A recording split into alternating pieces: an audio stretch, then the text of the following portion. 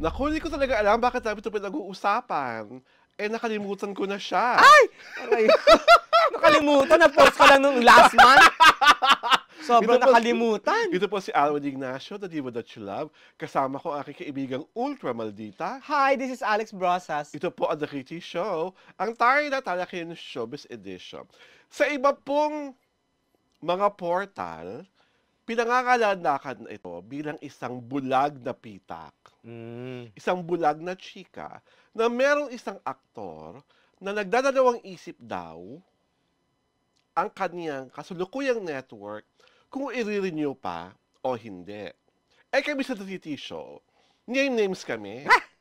Ginagaya ko lang ang motto ng kumare ko. Matapang kami. So by the practice of elimination, matapos namin mag-usap sa telepono ng isang gabi, napagtantong namin na ang magliligwak bilang kapuso ay nag-iisa at walang iba kundi si Ginoong Alexander Cian Lim or si Cian Lim. Dahil, alam nyo naman, kung ano ang nangyayari sa kanyang karera, mare, nananalig ka ba? Nakaligwak-ligwak na bilang kapuso si Cian Lim. Yeah. Ay! Dahan-dahan naman, nakasaktan ako. Wow, alam mo. You're asking me. I just answered. So why do you feel na talagang non-performing asset si Cian na nasabing network? Mali naman yung term mo. O ano siya? Non-performing na siya, hindi pa siya asset. So non-performer na, non-asset pa. Non-performing and liability. Non-performing and liability. Oo. Bakit gano'n yung pakiwari sa kanya? May nag-hit pa siyang show sa GMA7? May naging show ba siya? Aray ko! Aray ko po! Pero wala ko natandaan. Oo nga! Parang they're very forgettable. Parang, ano ba yun? Kasi natatandaan ko sa mga show sa GMA7, yung kontrabida ang mas pinure, si Mike Tan. Si Mike Tan. Ang pinure doon sa huli niyang show. Ang natatandaan ko yung, nag-ano siya, ano yan? Skating? Oo, yung diba? ice skating. Diba? Yung show na wala rin namang nanood dahil mukha siyang tsuhin nung bilang babae. Oo. Alam mo, I don't know if people realize this, Pa-realize mo sa kanila, Mare. Oo. Yung mga celebrities na from Kapamilya Channel lumipat sa Kapuso Channel na laos. Ay! Join na ba kayo? Nananalig ka ba dyan? John Lloyd Cruz. O pinyo na yan ni Kumaring Ultra Maldita. Bea Alonso. Bea Alonso. Kamusta naman ang mga pelikula mong hindi matuloy-tuloy? Diba? At ang mga proyekto mong makatapos na. Or tapos na ata ang Widow's War habang pinag-uusapan namin ito. Yeah, diba? Don't they realize it? Diba? It's a fact, diba? You cannot deny it. Oo, diba? Kumbaga, bumaba ang premium nila. Yeah, oo. Nung lumipat. Oo, nung Although, lumipat. malaki yung dinangle na talent fee. That's what I'm yeah, getting. Oo. Pero still, you cannot deny the fact that you were more Australia when you were... Hindi na-sustain. Yes. At saka, sa ABS-CBN, nagkakapelikula pa sila. Yes. Nagkapelikula ba sila sa Kapuso Channel? Wala. Tell me. Kasi Not even na, one? hindi naman na-produce ng Kapuso Network. Sarado na ba? Charot!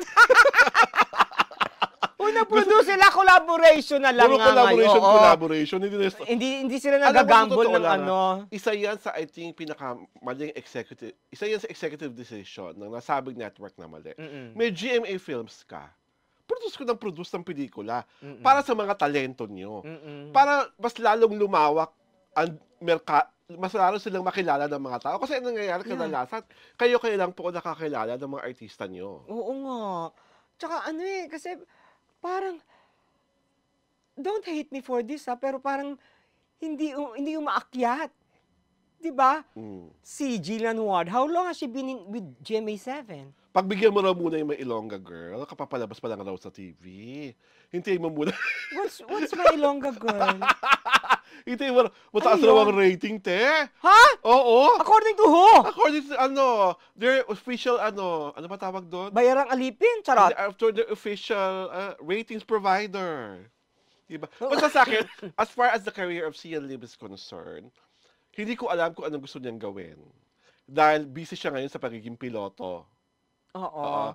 Tapos, busy rin siya ngayon sa pag-trip, yung mga happy trips nila ni Miss Iris Lee. Mm. Diba? At saka parang ano kasi parang lahat ibinigay na siguro ni Sian, pero kulang. Ah, 'Di ba? totoo ka naman dyan. No matter how much you push him, 'di ba? Sagad na eh. Alam mo, Andun parang na yun feeling eh. ko, honestly, pareho sila ng acting coach ni Mark Heras. Ay, hindi naman. So, I mas think, marunong oo, umarte si Sian. Hindi, si Mark Heras. Si Mark Heras ang mas gusto ko. Hindi siya ano eh. Talagang ano, kasi si Sian kasi, what's bothering with Sian is, unang-una, the way he speaks. What's wrong with how he speaks? He's so social naman Eh, kaso hindi nga yun swak doon sa ibang mga role niya. Di ba? Parang si David Licauco, binigyan ng, ano ba yon? Poor Yung na action, role, maging sino ka man. Maging sino ka man, di ba? Ngayon, bibigyan pa daw yata ng, ewan ko, Hari ng Tondo. Hari ng Tondo? Wow! My God! Parang mismatch ito. Di ba? Miscast ito, di So ba? parang feeling ko dapat para sumikat sa CLM, gumawa sila ng BL ni David Licauco. Hindi, kasi ang kasikatan ni Sian, nakadepende dati kay ano. Huwag na natin pag-usapan yun dahil lumipat na siya. Okay na si Kim. Huwag na natin idikit sa pangalan niya. Hindi! Mag-degrade lang si Kim. Ayoko! Mahal mo si Kim, alam ko. Oh. I don't love anybody. Ay! Shot!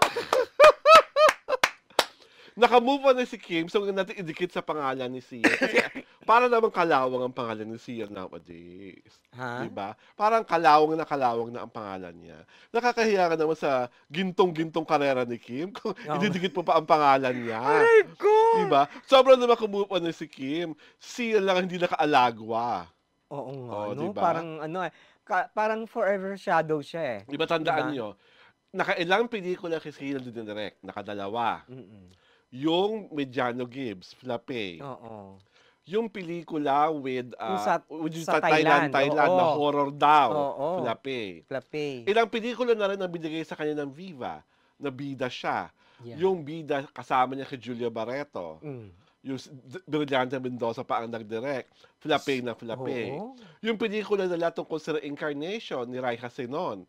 Flape na Flape. So hindi mo naman sinasabing jinx siya. Hindi ko sinasabing jinx siya. Sinasabi ko lang talaga na Flape. Flapaking na siya? Di ba sabi na natin, ano rin siya? Ano? Pa yung bangko? Ano bang ko? Yung nag-concert siya sa mall na puro bangko. Nung huling topic natin dati. Oo, sa ano? Diba? Sa ano? Sa mall yun. Mall Hindi show mo nag-concert. Ano, nag-ano siya. Kasi mayroon siyang pelikula na nag-mall show. Nag-mall show. Mas marami yung walang nakaupo. Na bangko. Kaya sa mga nakaupo. So sa akin, I don't know who is managing him. Kasi sa akin, kung sakasakaling diligwakin talaga siya, or diligwak na nga siya ng GMA7, at least, meron pa siyang Viva. Eh, naka 10 picture contract siya doon. Oh, nakailan na siya? Nakaka-apat, so may 6 pa. So, meron pa siyang pwedeng pagkaabalahan na kung ano. Or, an alternative career is for him to be really into film directing or a pilot of an international airline. Total, sabi nga ni Alex, nasagad mo na naman ata ang mga pwede mong gawin. Yeah. Diba? Not unless you're willing to do a role that is totally out of the box. If push comes to shove, magpa-sexy na lang siya. Pwede. Mag-Viva Max Diba? ka, te. Ay, te. Sorry! Sorry. Diba? Minsan pa naman ay minahal kita. Oh my God! Talk about biases. Ano? Oy ha, sobrang na ako naka-move on. Di ba nilalait-lait ko na siya. Dahil kung di ako naka-move on, di ko siya magaganito. Sabi ko, Alex, natin siyang pag-usapan. Di mo ba sinabi? Charot! Di ko sinabi. Sabi ko, naku siya ako sa CL liligwakin. Aray ko, Di ba? Kaya siya naging medium topic. You really have to go out of your comfort zone, go out of the box, para makita ng mga tao na you still have that hunger and to prove to everyone na marunong ka talagang umarte.